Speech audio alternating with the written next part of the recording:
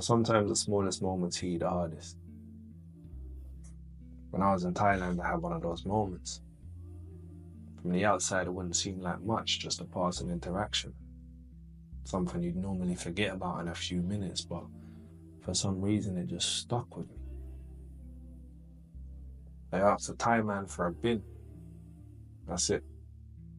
Just wanted to throw something away. And as I was picking up litter off the floor, he looked up at me and said, "Thank you for loving my country."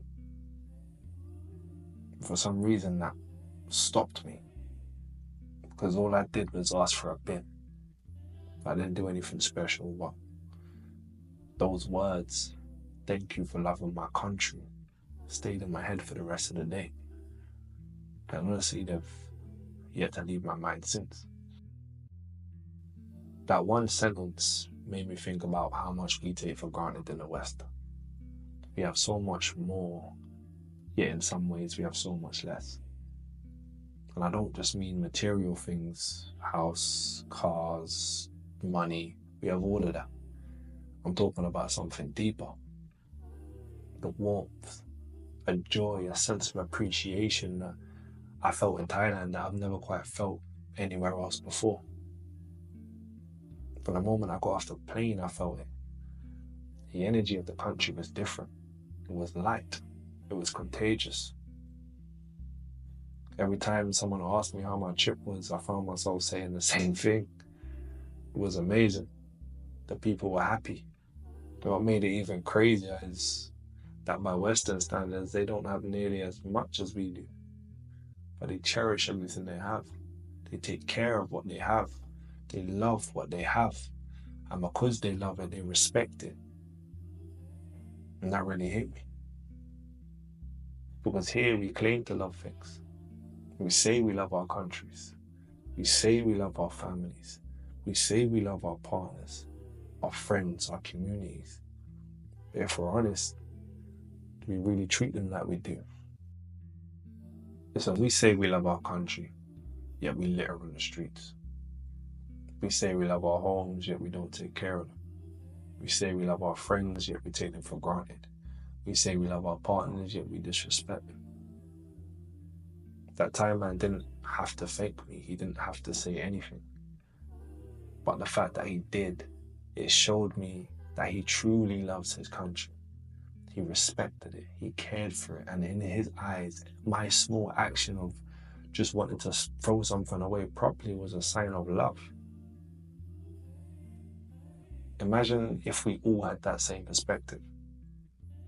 Imagine if we actually took care of things we claim to love. Would our relationships be stronger? Would our communities be closer? Would we walk through cities with more pride, more care? I think the answer is yes. Listen, I don't think we're ungrateful on purpose. I think we just get used to things. When you grow up having certain things, clean water, healthcare, education, roads, the ability to work, freedom to speak your mind, you stop noticing them. You start expecting them.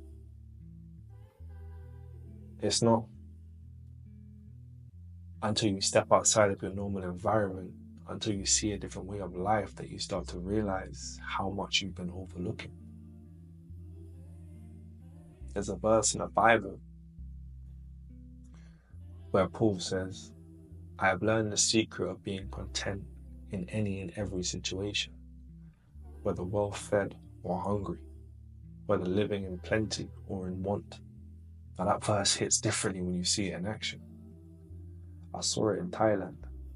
I saw people living with less but feeling like they had more. And truly, I think they did.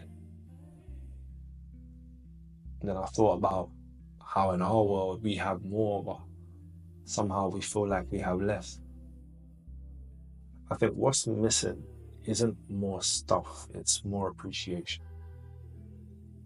Let's be honest, how many of us wake up every morning and say, "Wow, I'm so grateful to have clean water"? Probably not many of us, because we've always had it. We take it for granted. But let it get shut off for a day. You'll suddenly be reminded how much we rely on it. Gratitude changes everything. It changes the way you see your relationships. It changes the way you handle your thoughts and your struggles. It changes the way you approach life. When you stop expecting and start appreciating, you realize just how much you already have. And that's when the real joy comes in. That's when you stop looking at what's missing and start valuing what's already there. How do we take this realization and actually apply it?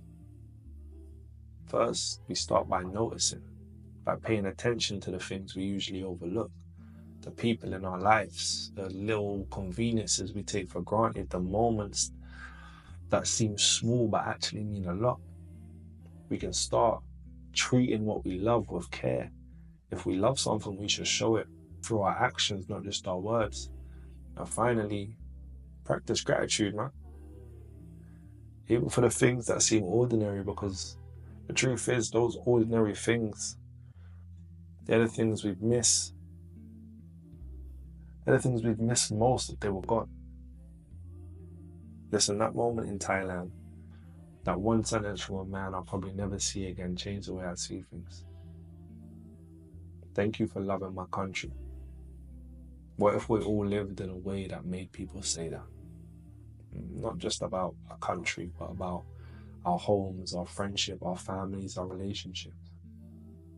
What if people saw how we treated things and knew without a doubt that we truly valued them? That's the kind of life I want to live. And if you've made it this far, maybe it's something you're thinking about too.